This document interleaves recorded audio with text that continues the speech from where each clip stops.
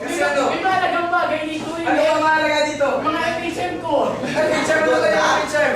Eh, yung ano, yung for game magazine. Nagsabi ka na yung picture, sabi mo ako yung bakla, ikaw naman yung may dalang game na Piso! 10 piso! Hindi! Kaya bukas! Hindi! Trabaho kasi ko eh! Eh, gusto ko makita yan lang sa pamilya dito. Wala dito bomba! Sabihin mo, kakasuhan mo siya kung pipilitin ka niya. Kakasuhan kita kuya. Bakit ba trabaho ko eh? Eh, yung bag ko nasisira na, hindi ba ito akin eh. Kaya ito mo eh.